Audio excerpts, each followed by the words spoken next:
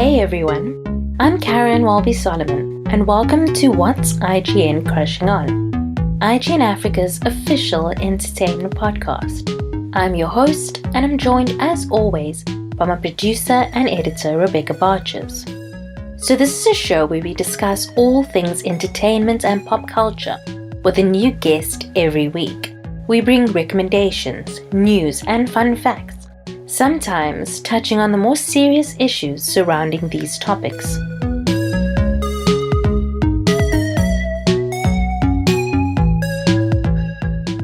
This week's guest is Tecla Ciolfi, editor and founder of music website Text and the City, and the host of the podcast Text Talks.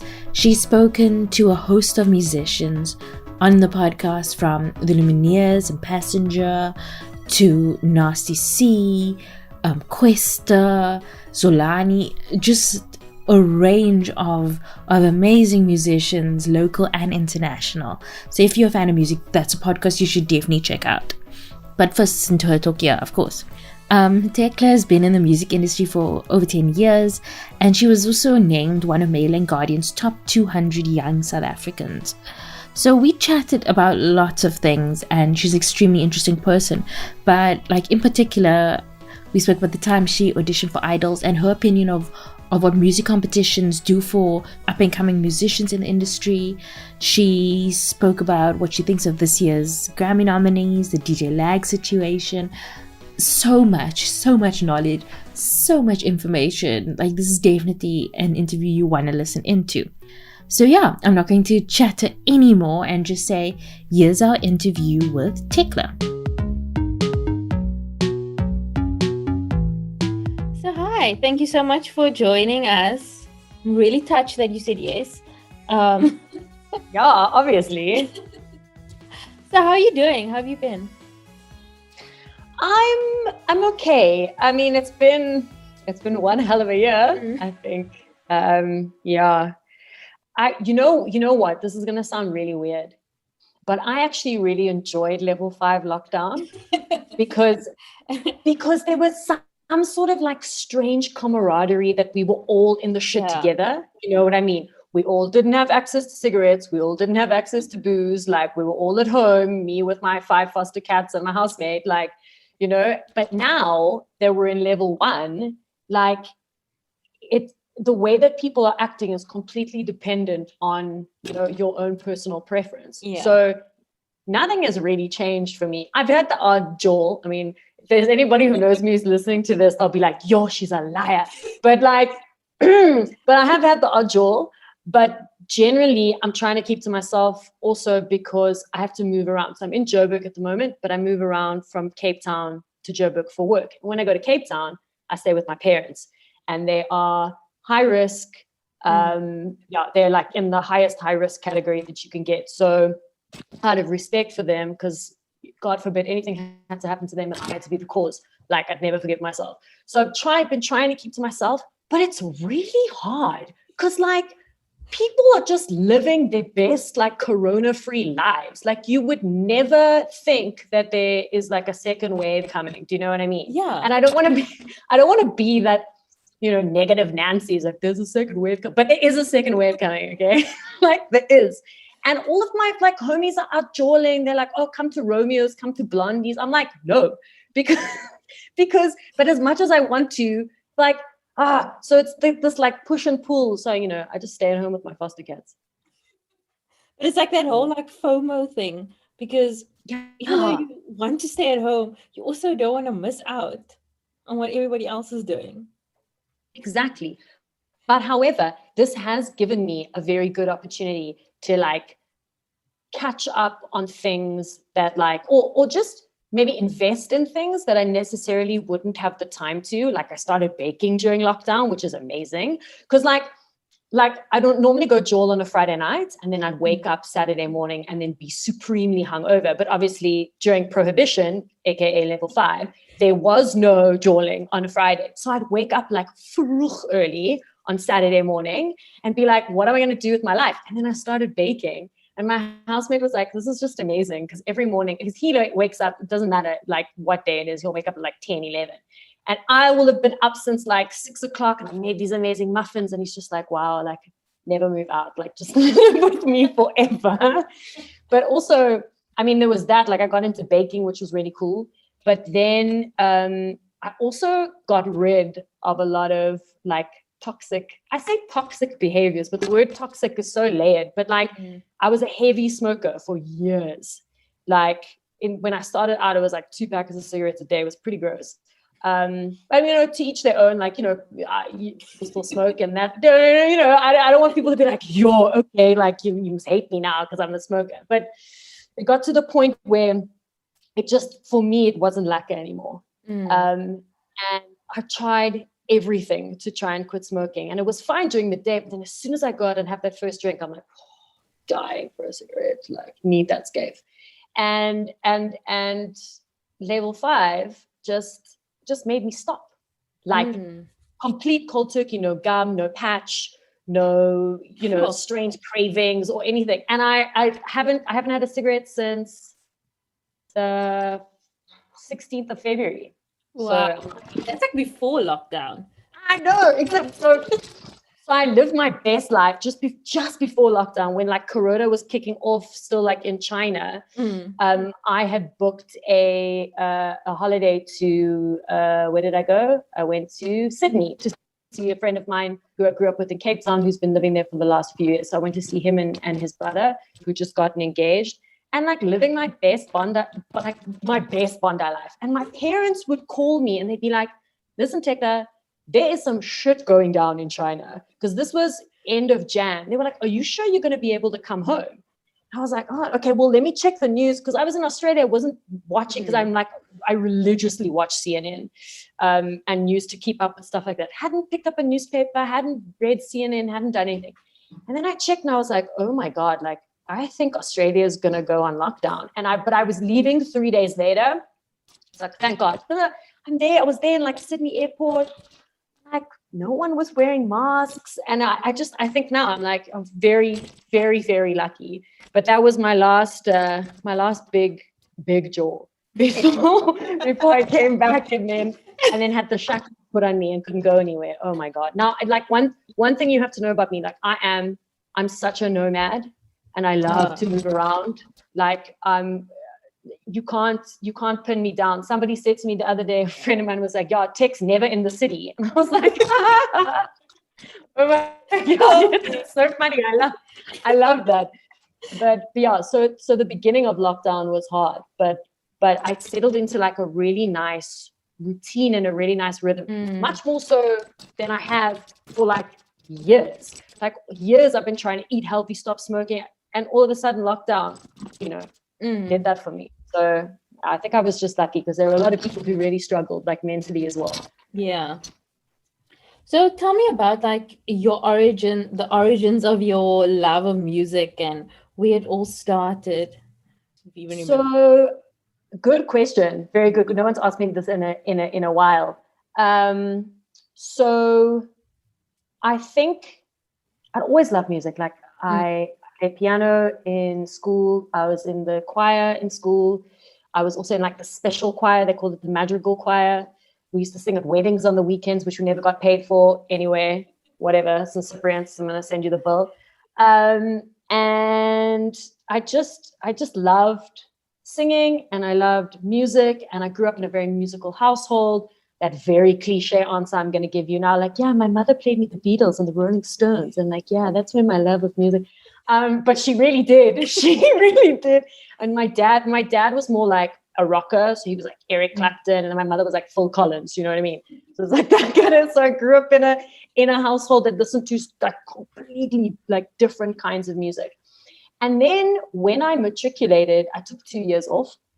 And I took 1 year off, and then 1 year ended up being 2. Anyway, that's a whole nother story. And then I started working at a live music venue that had just opened up in Long Street called Zula Sound Bar. And I lied and I said that I could bartend. And 20 minutes into my first shift, the owner was like, you can't bartend. But instead of kick me out, they very nicely kept me. And they were like, okay, cool. We like you. We like your vibe. So what we're going to do is we're going to train you up on the service bar so you can service the waiters. And then the head bartender will show you how to make cocktails and everything. And back then, the only thing I knew about alcohol was like Savannah Dry. Like that was the extent of my knowledge because that's all that I drank at the time. So he was very cool, and he taught me about wine and cocktails and beer and different spirits and all that kind of stuff. And I worked at Zula. I ended up working at Zula for 3.5 years. And that was my into the music industry in South Africa. Because at the time, that venue was incredible. Unfortunately, it no longer exists, which is a huge blow to our scene. But the owners went on to do other stuff. And the owners were very, Zoe and Vusa were they're musical musicians, very entrenched in the scene, and wanted Zula to be a hub for musicians. And that's essentially what it became. And a lot of people that I still do business with to this day, I met at Zula. And then I met a man by the name of Mike Smith, who started a free music publication called Your LMG. He used to come to the bar quite a bit, and we started talking. And then he was like, oh, I'm starting up this thing. I'm looking for writers. And I was like, I can write. This is like before I even started Text in the City. And anyway, it took me like 3 months to submit my first piece, because halfway through I was like, yeah, I'll go out. I'll write about one of the gigs that are here this weekend. But then the next week I fucked off to Sicily for like a month, just like on holiday. I was like, whatever, I'm just going to go live my best life. And then he emailed me and he was like, yo, where's my piece? And I'm like, it's coming. I promise it's coming. And then like a month and a half later, I submitted it.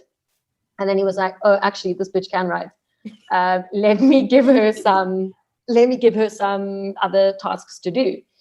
And then I started writing every week. But because LMG only came out monthly, at the time, monthly, my friends were like, we really like your stuff. Like, we enjoy reading it. It's funny. It's tongue in cheek. Like, why don't you start a blog? Now, this was 11 years ago. So social media in its infancy, like Twitter wasn't even a thing. Instagram wasn't a thing. Facebook was just a thing. And I started it on Blogspot. Oh, wow. The proper OG. Although the other day I interviewed, who was it? Oh my God, Shane from Desmond and the Tutus. And I was asking him about the origin of tutus and how they got together and whatever. And he was, I asked him about how they toured Japan back in the day, because they've been going for 15 years. And he said, we found the connection on MySpace. And I was like, yo, MySpace. Like, that was one thing I never got into. MySpace was never a thing. I used to check my boyfriend at the time. I knew his MySpace login details. I used to go check which bitches he was talking to. But other than that, I never really dabbled in MySpace. But anyway, I'm totally digressing. Wow. So then I started Text in the City. And I really started it because I was in second year varsity at the time. And I wanted to procrastinate. I didn't want to do any work. And I was in the library. And instead of being in the doing work, I would just refresh on Facebook, see how many counts, how many likes I'd gotten, how many people had checked out my post. And then I wrote every day. And I used to write about the most random stuff. Like, my first post was about a friend that I had who was Irish, and it was St. Patrick's Day. And I wrote about how if you see a crazy Irish man dressed head to toe as a leprechaun with a wig, with like a big shamrock, I was like, this is my friend. Buy him a drink. And subsequently, he messaged me the next day and he was like, oh my God, like, I got so drunk because people were like, gosh, yeah, I know. And then I thought, like, I might have something going here. Like, I might have a thing. And then I just wrote every day about random stuff. And then it started becoming more music focused because of what I was doing at Zula, and because I had access to all the gigs, and because I was writing for Your LMG. Text in the City just kind of took on a life of its own. And at the time, like, there were so many blogs, because we weren't fully fledged websites yet. We were still blogs. So it was My City by Night, which still exists, but I mean, they're more electronic focused. We Are Awesome, which was incredible. And then they also had their component to We Are Awesome. That was like thunder.com, where they'd go to all the jewels and take photos of people. Thunder.com. Yeah, thunder.com back in the day. Oh God, I'm showing my age. I'm 34, whatever. Woo. And then there was Don't Party, also electronic music based, but phenomenal. And all of us, we were like this little, and then there was Mahala that was based in Durban. And we were all like this little community. And because like blogging was in its infancy at the time, when advertisers started to contact us and be like, what's your rate for this? I'd be like, oh shit, I don't know what a floor rate is. I don't know what a ceiling rate is. I have no idea. So then I phoned Craig Stack from My City by Night. I'd be like, Craig, what's my floor rate? I don't know. And then he'd be like, oh God, okay, so this is what it means. And yeah, it was really nice. I didn't feel like I was an island, that I was by myself, and the community was really nice. But one by one, they just all started like falling by the wayside, and I'm sad. But I think that the fundamental reason for that is that there really isn't a lot of money in blogging. Well, there wasn't music blogging back in the day. Now, different story. But you really need to love what you do and have a passion for what you do, where,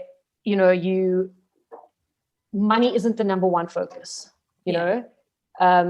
So I think that the reason that all of these blogs fell to the wayside and died out was because there was, back in the day, no money in blogging.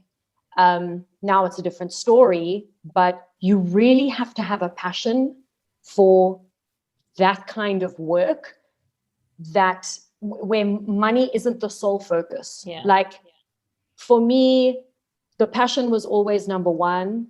And when the money started to come, that was a bonus, So I really think that the reason that Tex in the City is still around is because the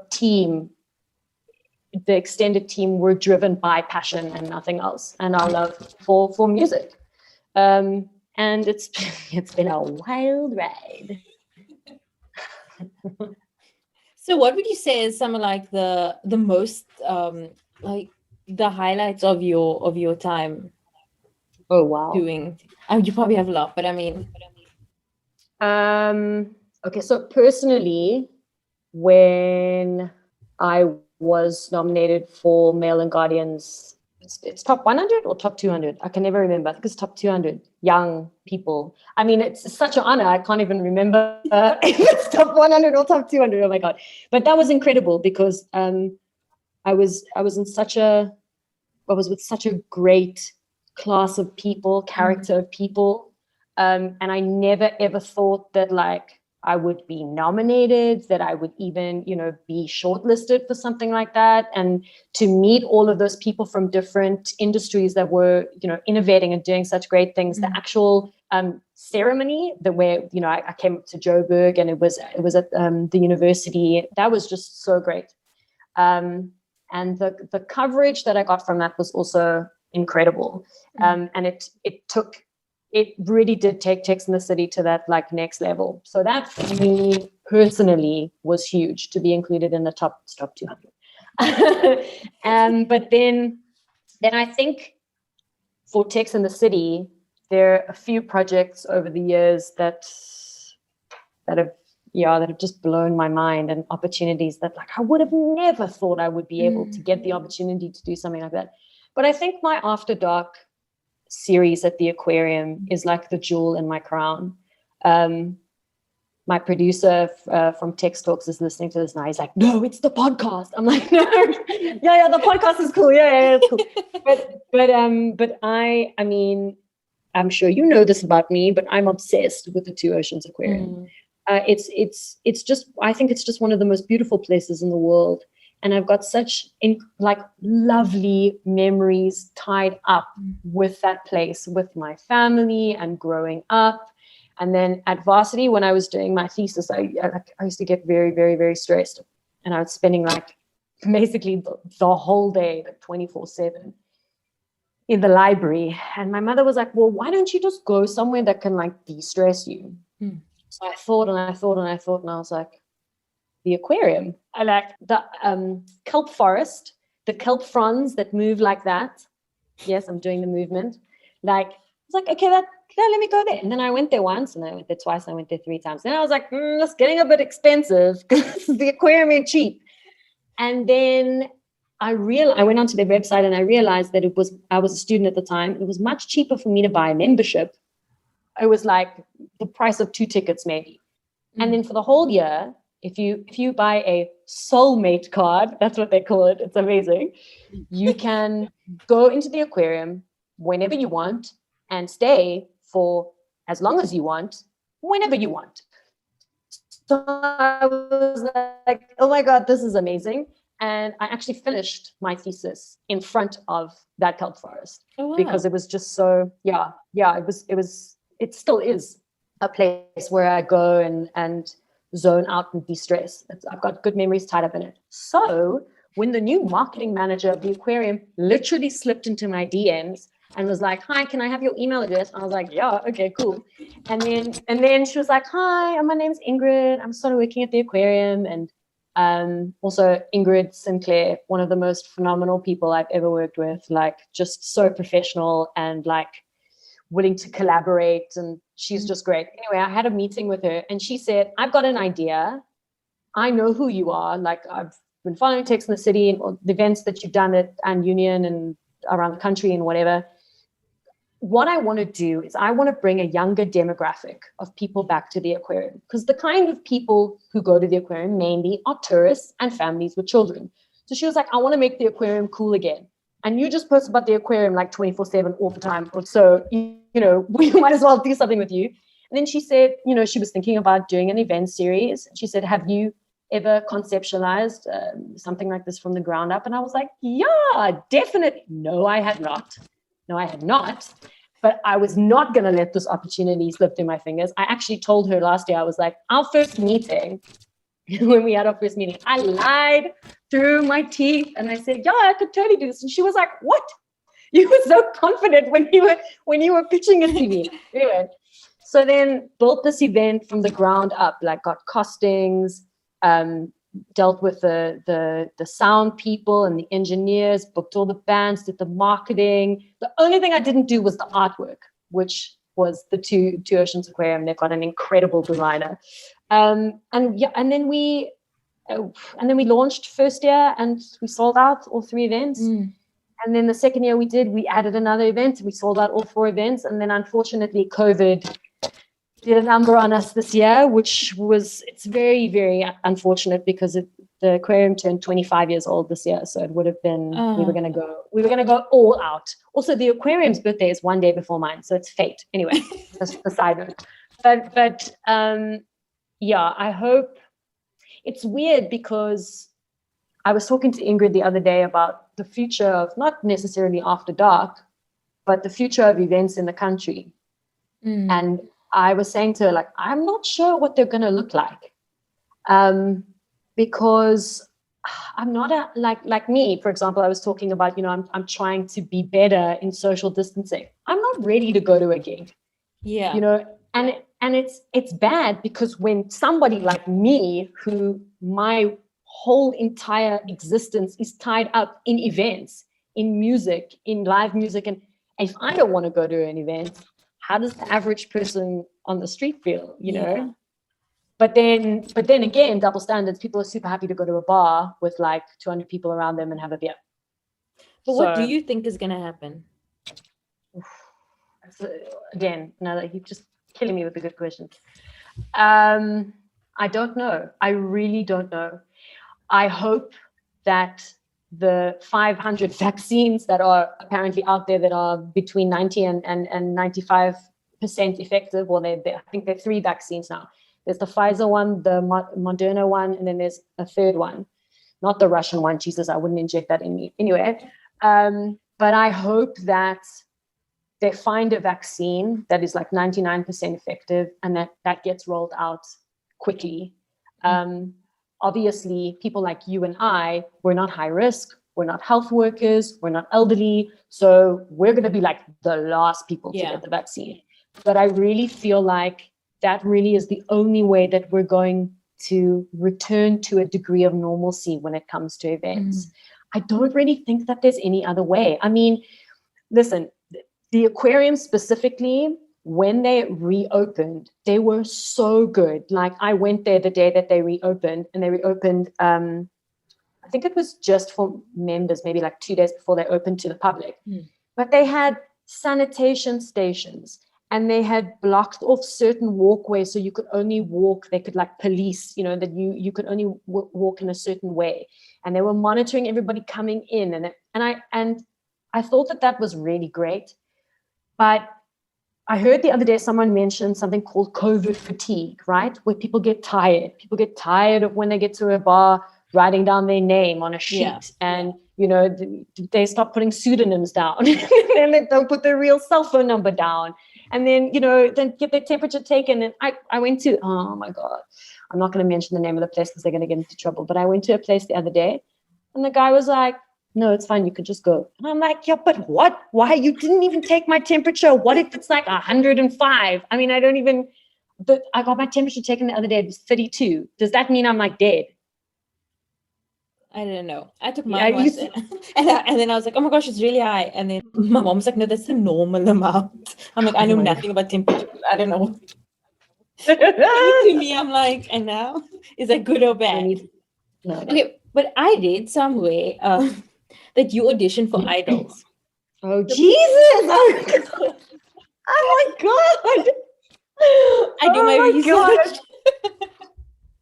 I'm so shocked. Oh my God, I can't believe you brought that up. Sure. Okay. So yeah, I might have had dreams of becoming a pop star once upon a time. My name means divinely famed. My parents had like mad high hopes. The least I could do for them is enter Idols. You know what I mean? Least. So, oh my God. But this was a long time ago. I think I was like still in school, actually. I think I was in like grade 10. Oh, wow. And oh my God. And I sang Faith Hill's There You'll Be, the theme song from Pearl Harbor. Oh my God. And I didn't even make it through to the next round. So basically, for people who don't know, what happens when you audition for Idols, you don't go in front of the judges straight off, right? You first have a panel of people, I don't know, like people that they picked off to the side of the road, I don't know, who are like, they basically say yes or they say no. That's it. And then if they say yes, then you move on to the next round. Then there's another round. And then after that round, then you maybe get in front of the judges. So they're basically 3 rounds before you get onto TV, which is obviously also like how, and this is really bad, they get those wooden mic guys that are super bad, but they're very entertaining, right? Then they go into the panel and they're like, wow, you're so bad, you're a yes. Like, you're definitely in that category. And I just got a straight up no. Not even like you're so bad you could audition for the wooden mic. Nothing. It was just like, cheers, there's a little butt. And there was this chick in front of me. The only way that I can describe her, and I love Patricia Lewis, so this isn't a diss. She literally was a young version of Patricia Lewis, but with cheaper flashpoints. You know what I mean? Yeah. And she had like the skinny jeans on and this like diamante top and my mother was like, that bitch definitely getting through. And she did. She got through. She even got to TV. She got to TV. Yeah. But then that was it. Hollywood killed her. No, not Hollywood. Where did they go in South Africa? Joburg, Gold Reef City or whatever. Gold Reef City. Oh my God. That was my Idols experience. I must say, like, I'm laughing at you, but I stood in the line one year. I didn't make it to the end. I stood in the line, and then after a couple of hours, I was like, no, I don't want this that much. So you didn't even make it to the front of the line. You were just like, I'm done with this. I am done. I got other things to do. I got Dawson's Creek to watch. Like, I've got things I need to do. I was like, no, I'm sorry. I came with a fan, and then she left, and then I was like, what am I going to do now? And then I just left. But yeah. So I wanted to know, so what do you think that music competitions are a good way for artists to get their feet in the door in South Africa?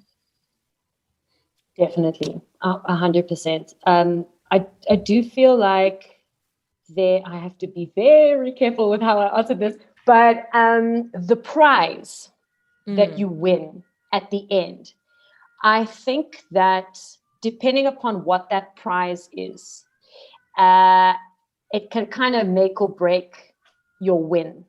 Yeah. So I know of people who have won idols in the past, and it wasn't for them, because essentially you get signed to a big label, and big labels, as much as a lot of people like to say that record labels are not a thing and, you know, they're on their way out, record labels are a thing. Record labels are going to be a thing for a very long time. But what, in my opinion at least, the function that a record label serves is that if you want to be a pop star, you sign to a big label.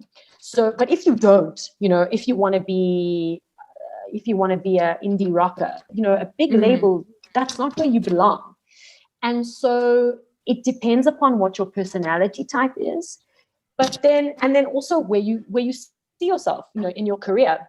For example, I just interviewed Taché for Text Talks, and she said she's incredible and she's so authentic and she's got such a potty mouth. I fucking love her, and like and very true to who she is. During the show, however, like I didn't really get, like, now I know who she is. During the show, I didn't really get her authentic personality like coming through. But then obviously Franny was her coach, and then she won, and then she put out her single, and now she's actually signed with Wynand Mayberg, who is Franny's manager and also the basis of Book of Politica. But she's in that extended family now where she can be herself. And like, she wears what she wants to wear. You know, she doesn't need to get her hair blow dried and put on like a pretty dress. That's not necessarily her thing. Her thing is like jeans, Converse, t-shirt. That's her vibe. You know, she doesn't want to sing these kinds of covers. She wants to, you know, make this type of music. So I think she's a really good example of somebody who won a singing competition, got her foot in the door, was exposed to people from the extended Foko family, and now that's opened up massive doors for her. So I feel like every case is different, but it's kind of like what you make of it. Okay. Yeah. So was Text Talks like a natural progression from Text in the City? How, like, when you decide to start it? Oh gosh. So Text Talks was born out of a day drinking session with my producer. That's what happened.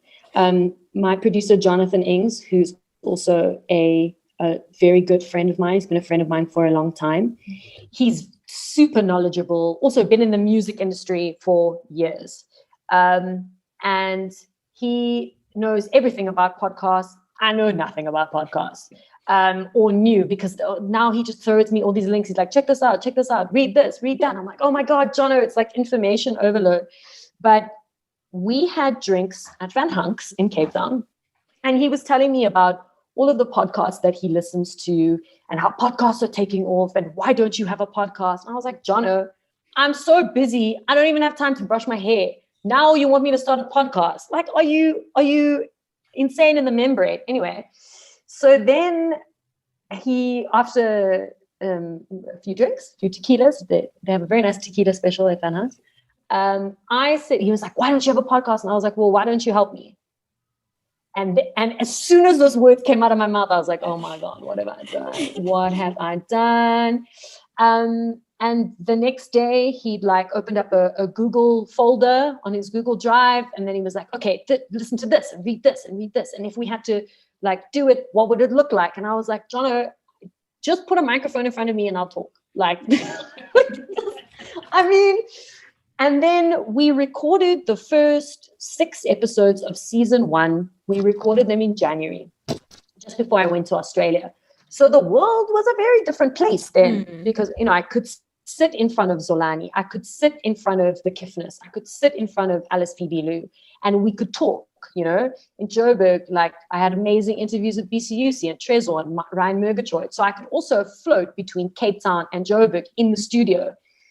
And then we released the first season at the beginning of April, smack bang in the middle of level 5.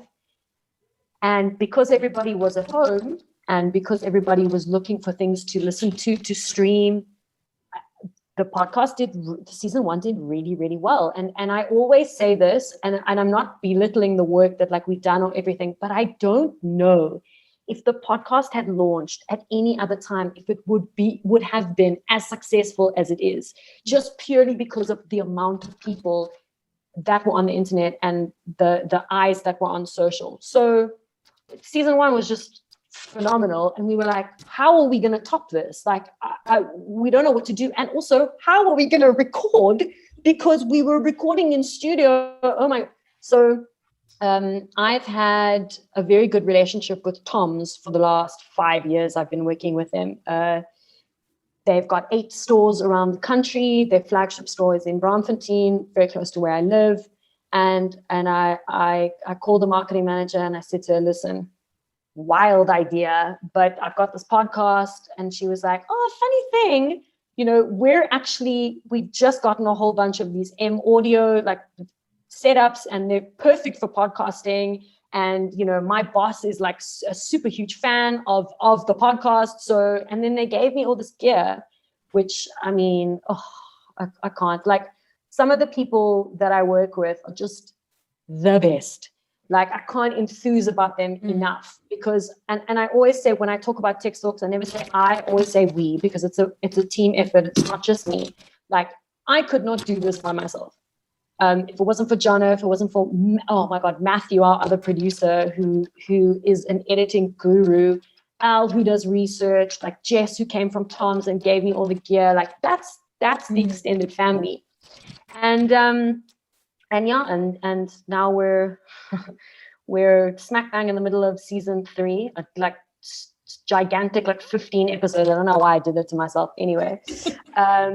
But yeah, and it's been a really great project to work on while I've been in lockdown. It's been really great to apply my mind to, and also at the same time, it's been very interesting. But I've seen podcasting in South Africa explode. Like, your podcast, phenomenal. There's another guy called Kids Eat Toast Sometimes, phenomenal. Like, and slowly but surely, I'm seeing all of these podcasts like emerge, and not just any podcast, like high quality, like cool, engaging content podcasts. And I really hope that the trend continues. I think it's one of the better trends to have come out of lockdown. So what have been some of your favorite interviews that you've done so far? I think so. My interview with Questa was phenomenal. Firstly, because he's just got the most beautiful voice. Sounds like he's gargled with whiskey.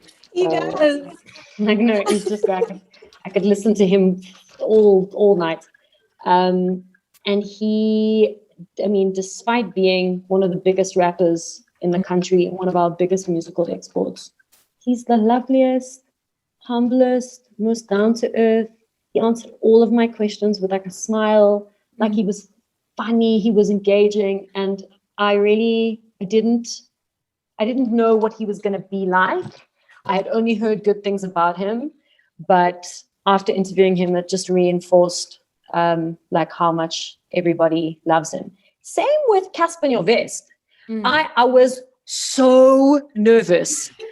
I was more nervous interviewing Casper Nyovest than I was interviewing Passenger and the Lumineers. Like, I don't know. It was just weird. It was strange. I was like, oh my God. Like, before the interview, like two hours before, I was like, should I have a glass of wine? I don't know. Like, don't fuck this up. Don't fuck this up. Like, in my head, I'm like, it's Casper Nyovest. Like, make a good impression. And he, as well, firstly, he was an hour late. But, rapper's prerogative. Yeah. It's Casper Nyovest. I'm like, it's fine. You can be 3 hours late. I don't mind. It's cool. It's cool. But that just made me like even more anxious. I was like, oh my God. And eventually, and his sister was doing his sound setup for him, which was so he was like in another room, like doing a meeting or whatever. And then his sister came in, his sister was like, okay, cool. So I'm going to sound check for him. And then like put the mic, I'm like, it was amazing. It was just great. And then he was very candid, very open, very honest. And he even spoke about AKA.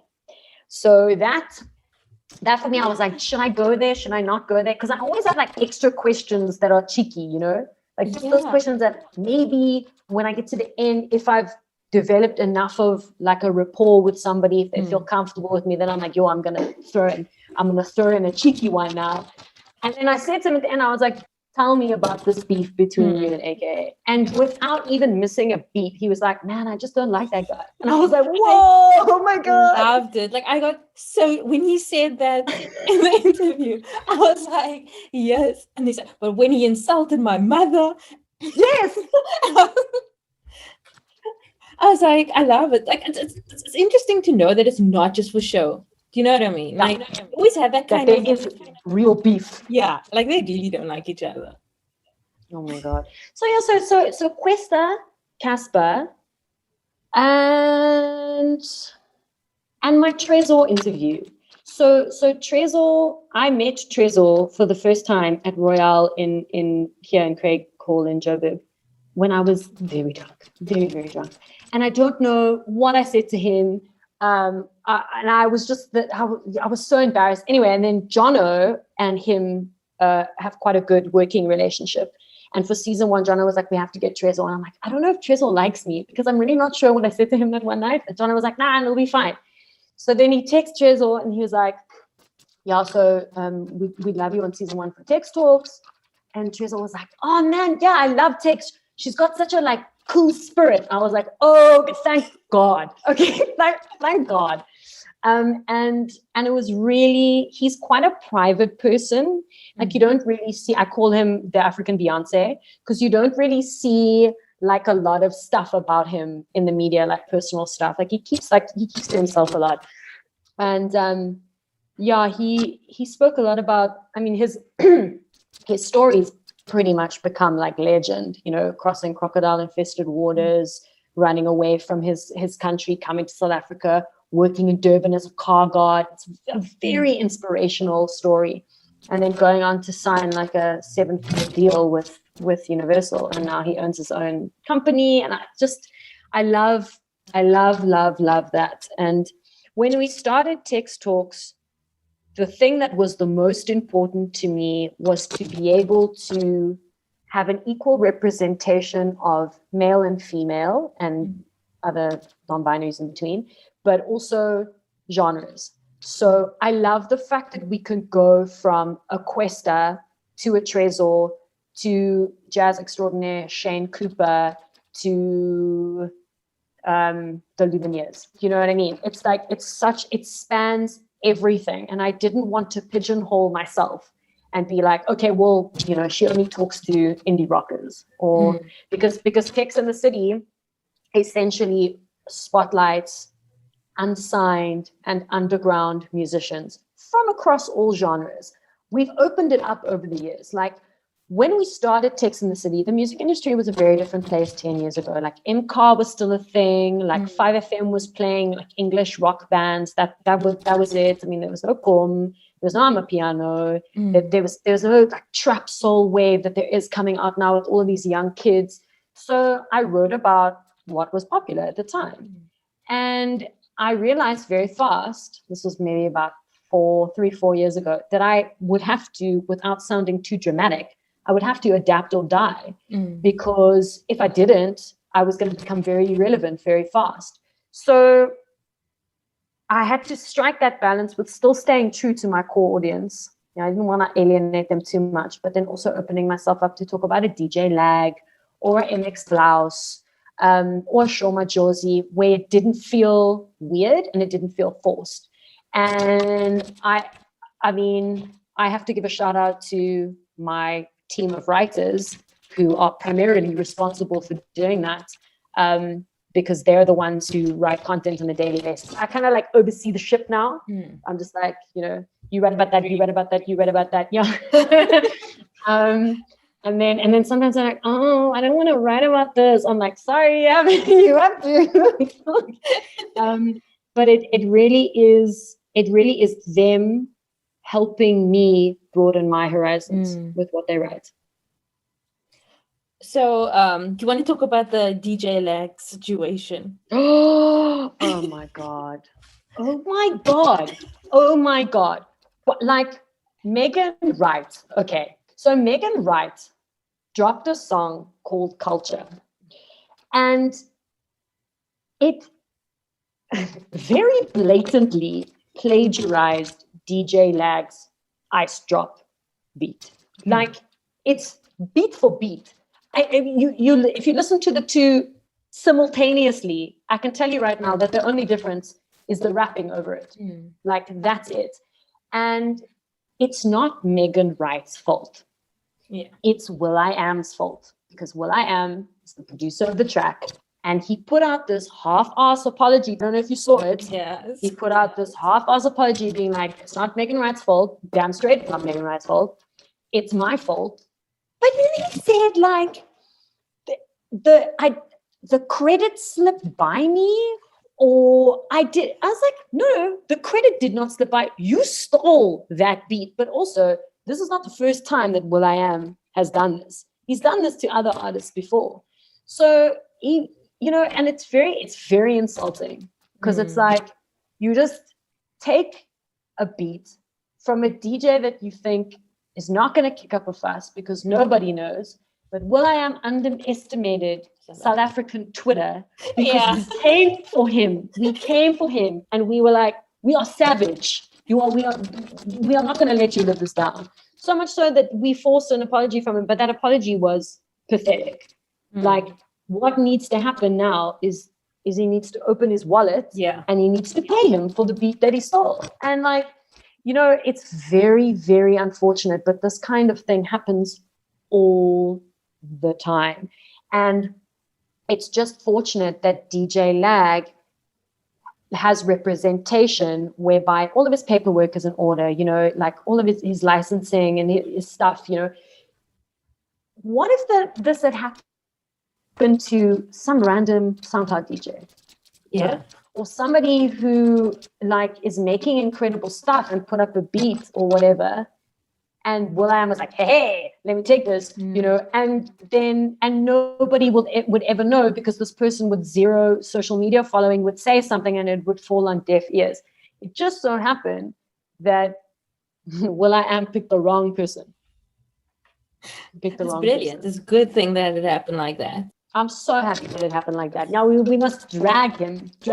And then DJ Lag must keep us in the loop, and he must tell us, like, did he get paid? I want to know. I need to be kept into step by step. What's happening? Okay, so back to the podcast. I just wanted to sidetrack and talk about that. No, great. So what has surprised you? What have you learned that has surprised you the most about like an artist that you had a preconception about? Because when I was writing this question, I was thinking, I had no idea that I probably would never have known that Casper Novest plays board games. Right? That interview. So when I interviewed PH Fat, aka Mike Zietzman, who I've also known for quite a few years, we went down the path, but it wasn't aired, it got cut because we literally spoke for an hour longer than we should have.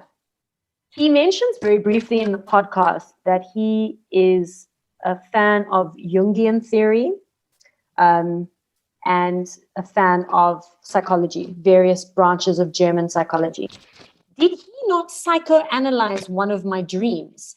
But we cut it. We should have left it in the pod, but it was so long. It was literally like a 2-hour-long pod. And I was like, oh my God, my producers were like, I don't know if we can leave this in. Anyway, I told him about this dream that I had where I was running through this huge old Victorian house. And I was frantically looking for 2 of my friends who live in Cape Town. And I was going into all these rooms. I couldn't find them. Eventually I found them. I found them in a room, and they were playing some game.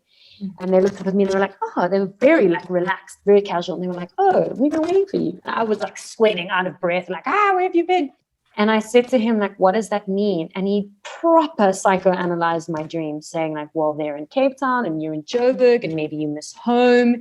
And, the huge empty house represents loneliness and isolation because of lockdown and being away from your family. And I was like, wow, Mike. Okay.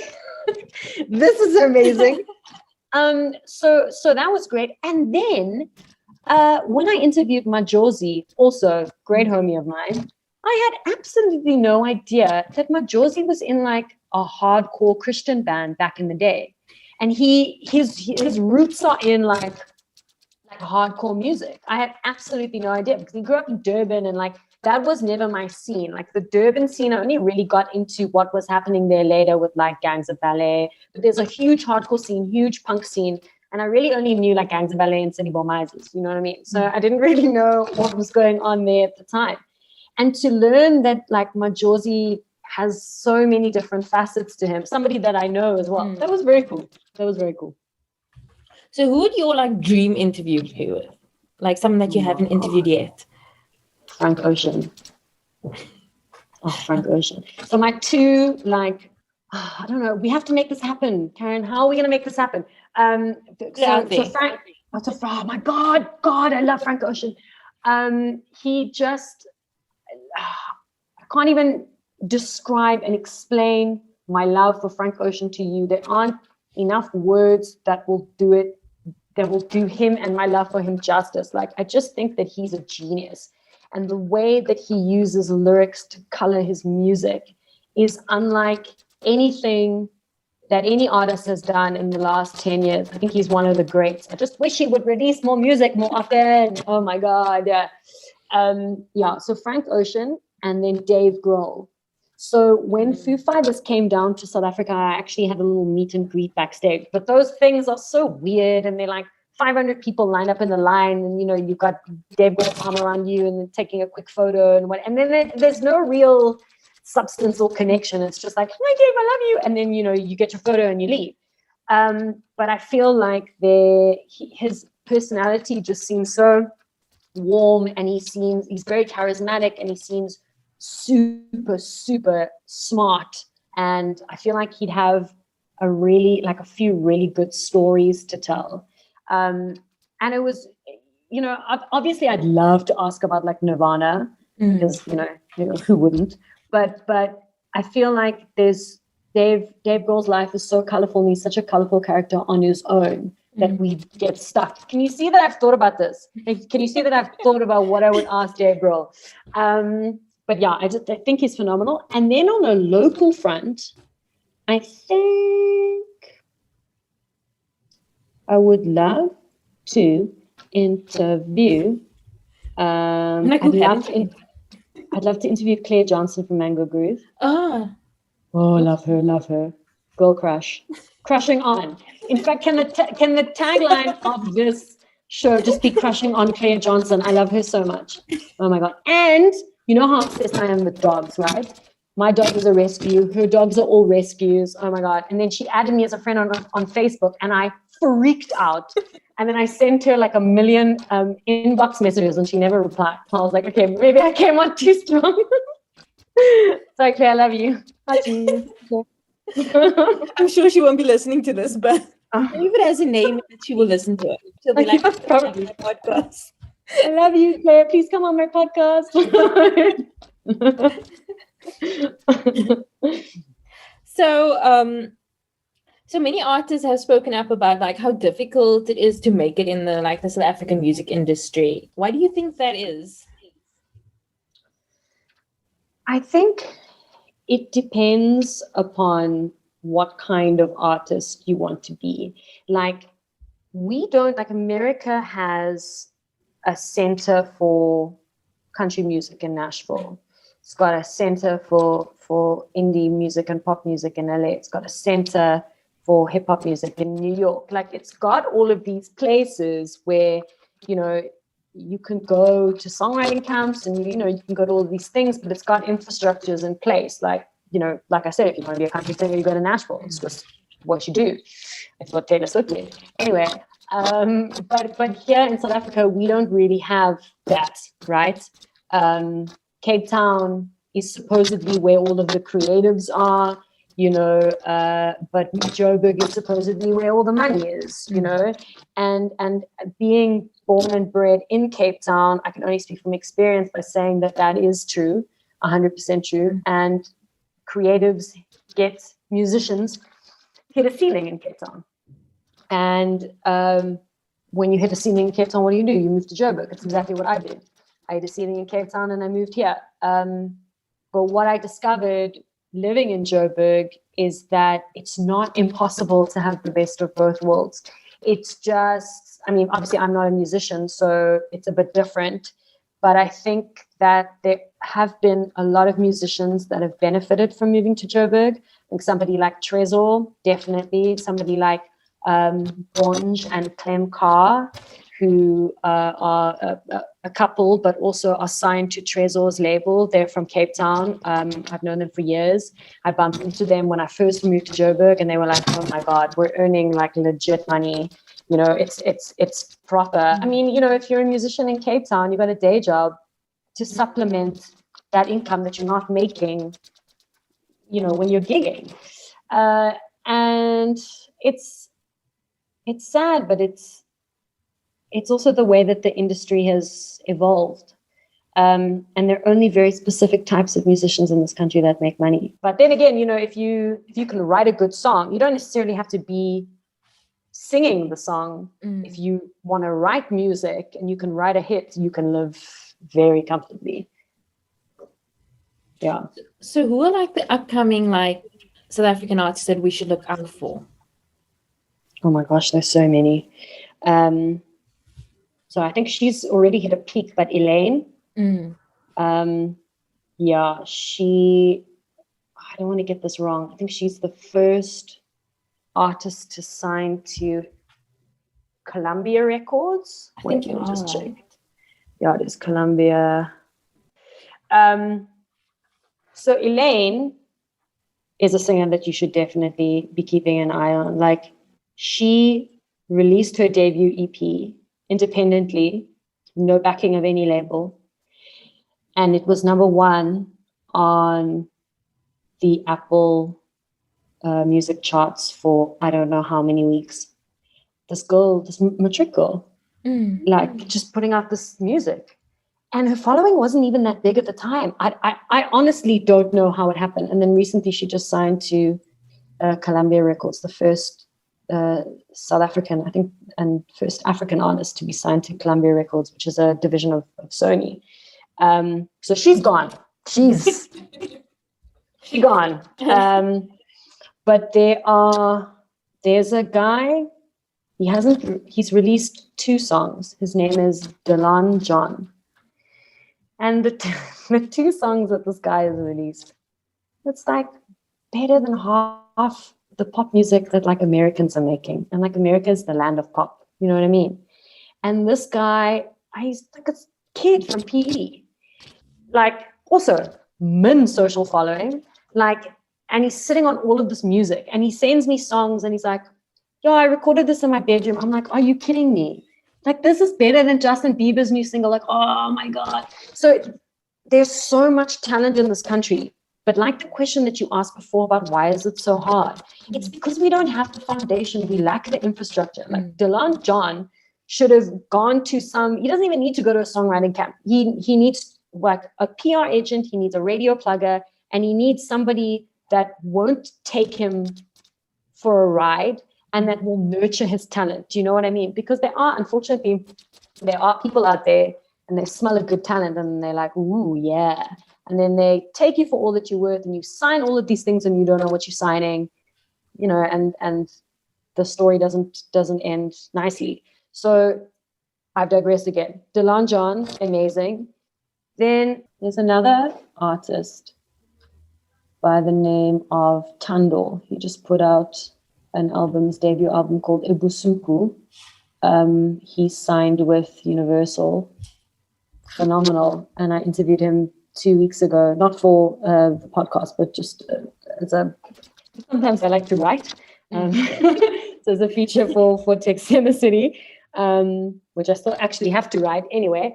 But yeah, he also like struck me as very intelligent, very eloquent, and that album is amazing. If you need something new to listen to, go listen to Tando's Ebusuku.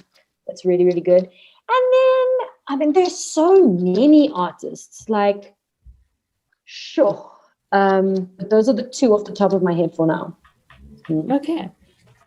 So what other music are you loving right now? Local, international?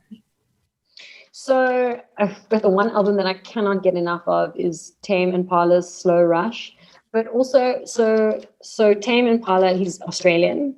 And the album came out 1 week before I went to Australia. And when I landed in Australia, they've got this incredible music radio station called Triple J. I'm sure you know Triple J, also an incredible website as well.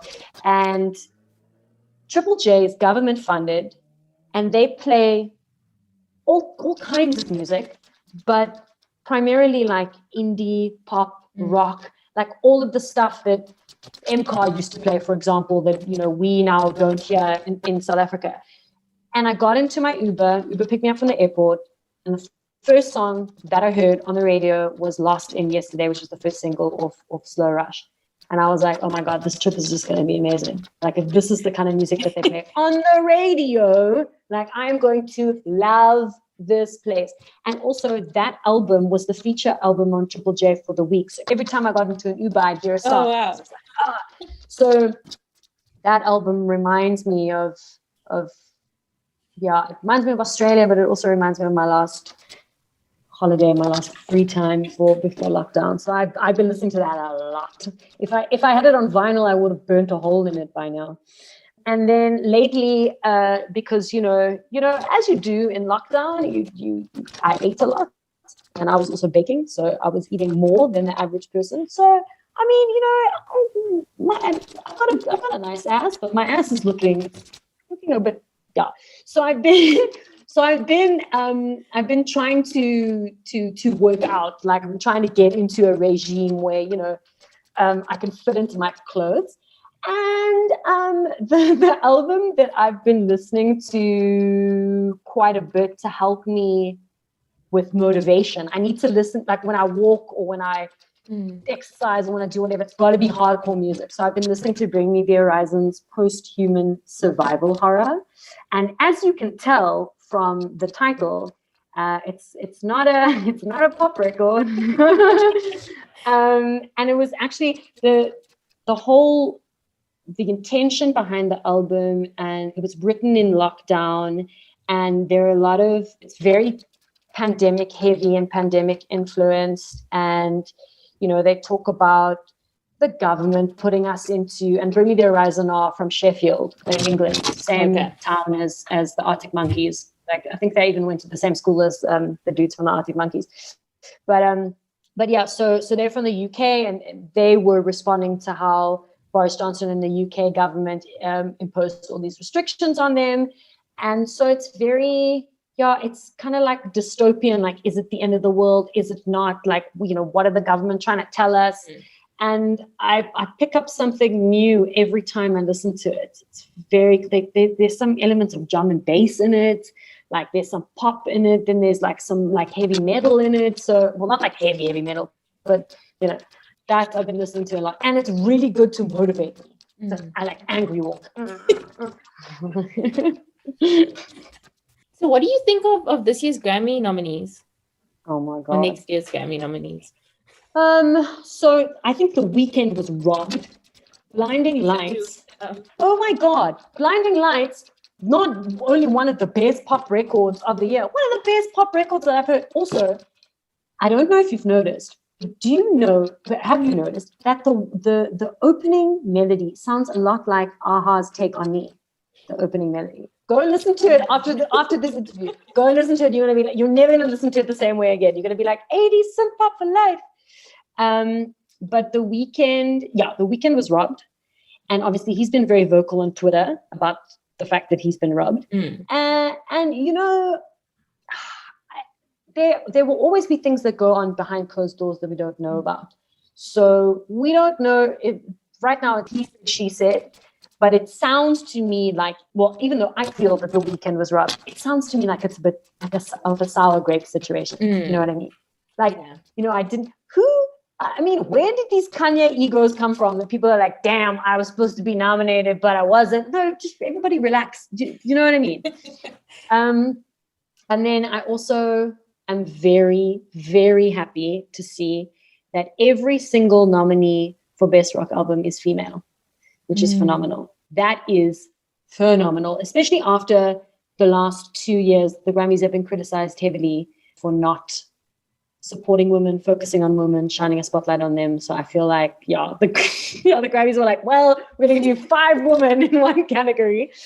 And then I honestly thought that BTS would get more nominations because they really are a phenomena. Yeah. I've never seen anything like, not even when Justin Bieber still had his like emo cut and he brought out Baby. I've never seen such hysteria over a band, and I still can't tell them apart. But I mean, they're very good. They're like 50 members. I know. They're like 7, 8 of them. I don't know, and they've all got a different hairstyle. So you just need hair color. You just need to memorize the hair color, and then you're fine. But that Dynamite song is catchy as fuck. Oh my god! I was even considering making it my ringtone. Oh, it's so good. And I really thought, and obviously their first English single as well, I really thought they would have been nominated for more Grammys. But one of the categories that always, every year, just blows my mind, and not in a good way, is Best New Artist. Because I want to know what constitutes a Best New Artist. Because Kate Renata was nominated this year, right? And Kate Renata has been around. Like, he's not a new artist. Do you know what I'm saying? No, I know exactly what you mean. Yeah. So the way that they make certain picks, like what the criteria is for certain artists to be eligible, I'd love to know what it is. And then, oh my God, I saw the best thing today. Somebody was bitching about Best New Artist. And Nicki Minaj, out of nowhere, came and was like, yeah, the Grammys, in 2012, 8 years ago, she was like, the Grammys gave Best New Artist to Bon Iver, the white man Bon Iver. And I was like, Nikki, it's 8 years ago. Are you not over this by now? What is going on? But like literally out of nowhere. That made me laugh today so much. Oh my God. White man Bon Iver. That white man Bon Iver. Oh my God. Nikki, relax. I mean, Nikki's always hating on someone. If she's not hating on Cardi, she's hating on Bon Iver. What did Bon Iver ever do to her? Shame, man. Oh my God. But I mean, other than that, my Tame Impala got nominated, which I'm very happy about. But it's so weird. So Last in yesterday, that's also got nominated for Best Rock Performance, but then the album Slow Rush got nominated for Best Alternative Album. I don't understand the Grammys. I don't understand them. But also we have to give props to Trevor Noah for the ultimate blow up from going to hosting the Summers 2 years in a row to going to hosting the Grammy Awards. I mean, if there ever was a blow up, that is a blow up. What does it say? So what has been the best festival that you've been to? Oh, wow. So locally, up the creek, because it's so novel. There are just very few festivals that can rival it. It's on the banks of the Breda River in Swellendam, and, it's such a beautiful setting. But then during the day, from like 9 o'clock in the morning until 5 o'clock in the evening, people are just in the river on their lilos, or on their inflatable blow-up flamingos and stuff. And then there's a stage in the water, and it's just so great. And internationally? 2 years ago, we launched something called Tour with Tex in association with Monster Energy, where I went to Rock M Park, and it was phenomenal. It was an all-star lineup. It was my homies Bring Me the Horizon. It was the 1975. It was Tool. It was literally every, Slipknot, every huge hardcore band that you could think of, mixed in with rappers and pop artists. It was phenomenal. And I'd also never been to Germany before, so to get to experience German people at a festival, they're so polite. In the mosh pit, they're like, "Oh my God, are you okay? Oh, great." I'm like, "Oh, okay." Germany was phenomenal, and I really hope that we get a chance to do tour with Tex again. But if we don't, I'll definitely go back to Rock im Park regardless, because obviously this year everything got postponed, but My Chemical Romance was supposed to play. And My Chemical Romance is one of my favorite bands of all time. And I promised myself that wherever there would be that would be within my budget while I would turn, I would go. And they announced their American tour, and I was like, America's too far. No, I know they're going to announce like a European one, and they announced all these dates for Europe, and then COVID happened. And I was just like, It's my two favorite bands of all time. Gaslight Anthem, who I saw 4 years ago in New York. I quit my job. I used to work for the streaming service Deezer, and I quit my job, and with my last paycheck on a Black Friday special, I bought a cheap-ass ticket to New York, but I actually bought the ticket to the Governor's Ball Festival before I bought the flight. That's how much I was like, I'm going to New York. I don't care. I'm going to go. And then I was like, oh my God, I just quit my job. What? This is not smart. This is not good. Anyway, but yeah, it was worth it. It really was worth it. And I promised myself, like, I've seen Gaslight Anthem, if I can see My Chemical Romance, like, that's pretty much my bucket list done. Well, Frank Ocean, because I've seen Foo Fighters. So yeah, let's see next year. Vaccine, come through. So what would you say is like your top 5 albums ever of any genre, of any person? Oh God. I think you know where I'm going to go with this. Okay, firstly, Frank Ocean, Channel Orange. Gaslight Anthem, The 59 Sound. That's another one too.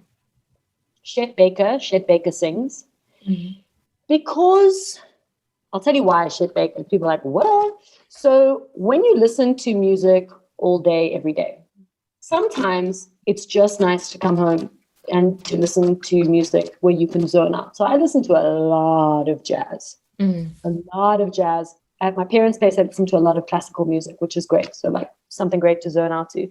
And Chet Baker makes the most incredible trumpet player, no longer alive, heydays in the 50s, 60s in New York. Incredible trumpeter, makes great jazz music. But Chet Baker sings, because he started singing later on in his career. He's got the most phenomenal voice. I can listen to that album all day, every day. So third one, Nirvana Unplugged, just because it's so iconic, and because Kurt Cobain in New Jersey. That album is phenomenal. And then Jeff Buckley's Grace. I'm a huge Jeff Buckley fan, and my ex-boss was also a big Jeff Buckley fan as well, and we bonded over that. So I mean, those are the 5 albums that all day, every day, just put them on loop and I'll be happy. Okay, on that note, thank you so much for doing the interview with us. Yay! This is really fun and really informative. So thank you so much for joining me on the podcast. It's only a pleasure. Like, before I go, I have to give you props, and I have to say that, like, I've been listening. I've listened to a few of them, and I really like your line of questioning, and I like how engaged you are, and I like how you let your guests talk, and you're onto something very, very cool. So I can't wait to see how this podcast grows and how successful you and it become. I'm looking forward to that. Thank you. That was our interview with Tecla. You can find her personally at Tex on Fire on Twitter and Instagram. You can find the website Tex and the City at Tex and the City on social media, and you can also find her at Tex Talks, where it focuses specifically on the podcast. Links to everything that we discussed will be in the show notes. Before we head out, let me just do a little bit of a crushing on. So this week I'm crushing on 2 things. This seems like it's becoming common now. But the first is the film Mank on Netflix. It's a David Fincher film. He's David Fincher of Madonna music videos, of Fight Club, of Gone Girl, of the girl in the Girl with the Dragon Tattoo series. Amazing filmmaker. He directed this new film called Mank, and it's based on Howard J. Mankiewicz's life, or a portion of his life. Howard J. Mankiewicz was one of the writers, or many will assume the main writer of Citizen Kane, which is considered to be the best film of all time, which was directed by and starring Orson Welles, who all of you will know. But anyway, it's a really interesting film. It covers the portion of his life where he's writing Citizen Kane and all the things that affected it. Amazing performance by Amanda Seyfried as Marion Davies, the mistress of William Randolph Hearst, who started the Hearst Empire, and it is believed that Citizen Kane is based on Hearst. So Hearst wasn't a fan, it was a whole battle. Anyway, it sounds boring, but it's really interesting. I have this knack of making interesting things sound boring. But if you're a fan of old Hollywood or fan of Orson Welles, fan of Citizen Kane, it's a really great film to watch. Secondly, very, very different, but the Euphoria Christmas special. I just watched this and I was enthralled. I was crying. I don't know if it's that time of the month for me, or just everything about Euphoria affects me a lot, especially as someone who has a sibling who went through drug addiction. It's very beautiful, and it was filmed during quarantine, and there's a short snippet of a scene with Jules. Why can't I get to Jules? The actress who plays Jules' name. Anyway, with Jules, but the only cast in there is Zendaya and the guy who plays the sponsor, and the two of them are just discussing her relapse and how she felt after Jules left. And it just seems like it's very much a special, so it's not an episode of the show, it's not season 2. It's just it seems like a small scene, but just very emotional, extremely well acted. If you ever wondered why Zendaya has that Emmy, this is case in point. She's excellent. And we're probably gonna have to wait till for season 2. So I know that they are releasing 2 specials. So the first one will be out today, Monday, and the second one would be out probably later in the month. But yeah, if you're a fan of Euphoria, please go head to Showmax if you in South Africa or in Africa. If you in the US or Europe, go to HBO Max. Like, excellent show, excellent special. Yeah, those are my 2 recommendations. So that's all from me. You can find me at Karen Welby on Instagram, at Karen Welby's with an S on Twitter, and sign up for my newsletter, Wildest Dreams, at wildestdreams.substack.com. Also follow us on YouTube at What's IGN Crashing On. Our Crown Season 4 roundtable is up. It's hilarious. Please have a listen, have a watch. Tell us what you think. It's video form, so you get to see all of us. You get to see me, you get to see Fanny, you get to see Pia, you get to see Zayan in our glory. But take a watch. We'll have another roundtable coming up soon, which you can join us for. And if I will let you know on social media, I will let you know on the podcast. But it's always better to follow us on social media and get the news first. So thank you so much for listening. The podcast can be found at Crashing On Pod on Twitter, Instagram, and Facebook. You can find more information about this and all our other episodes at our website, crashingonpodcast.com, and send any feedback to crashingonpod@gmail.com. Join our Facebook group, Crashing On Club, where we chat about the show, celebrity news, recommendations, the whole shebang. Let us know what you think about what was discussed in this week's episode by sending us a voice note or email to crashingonpod@gmail.com. The show is produced by me, Karen, and Rebecca Barches. The show is edited and engineered by Rebecca Barches. Our logo was designed by Latifa Maroof. And the show was created in partnership with IGN Africa. If you like the show, tell everyone that you can any way that you can. Keep up to date with all our episodes by subscribing to the show on Spotify, Apple Podcasts, or wherever you get your podcasts. And please rate and review the episodes on Apple Podcasts, as it helps others find the show.